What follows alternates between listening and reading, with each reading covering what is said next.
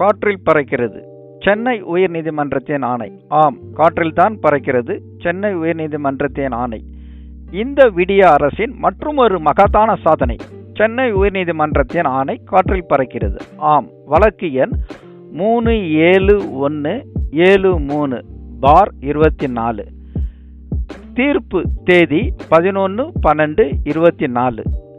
தீர்ப்பு வழங்கியவர் மாண்புமிகு நீதியரசர்கள் எம். சுந்தர் மற்றும் கே. ராஜசேகரன்.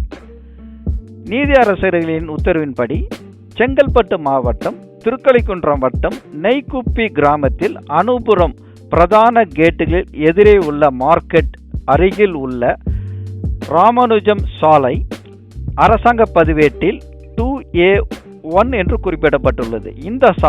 இந்த சாலை முல்லை நகர் 8ஆம் நம்பர் பிளாட்டில் முடிவடைகிறது.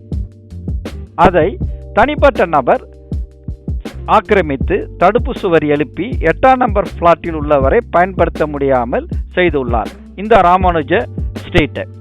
இது குறித்து பல முறை தமிழக முதல்வருக்கும் மாவட்ட நிர்வாகத்துக்கும் முறையிட்டும் எந்த பயனும் அளிக்கவில்லை.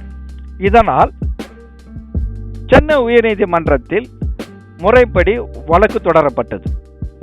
வழக்கு விசாரணையில் நீதியரசர்கள் இந்த சுவரை அகற்ற மாவட்ட நிர்வாகத்துக்கு உத்தரவு பிறப்பித்தார்கள்.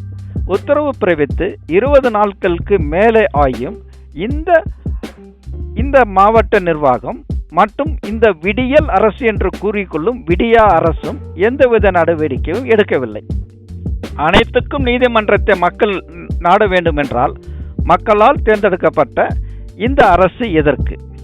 மேலும் செயல்படாத மாவட்ட நிர்வாகத்துக்கு மக்களால் தேர்ந்தெடுக்கப்பட்ட இந்த அரசு மக்கள் வரி பணத்தை ஊதியமாக வழங்குகிறது. நீங்கள் காண்பது சென்னை உயர்நீதிமன்றத்தின் உத்தரவு ஆணை. இதில் தெளிவாக குறிப்பிடப்பட்டு உள்ளது. மாவட்ட நிர்வாகத்துக்கும் RDOக்கும் நகல் அனுப்பப்பட்டு உள்ளது.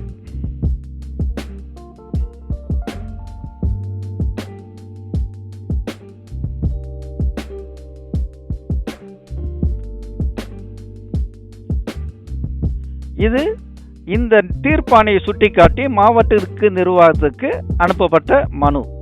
இது ஆக்கிரமிப்பு செய்து பயன்படுத்தி கொண்டு வருகிறார். இது முதல்வருக்கு அனுப்பப்பட்ட மனுவின் காப்பி. இது அரசாங்க பதிவேட்டில் பொதுவழி என்று குறிப்பிடப்பட்டுள்ளது.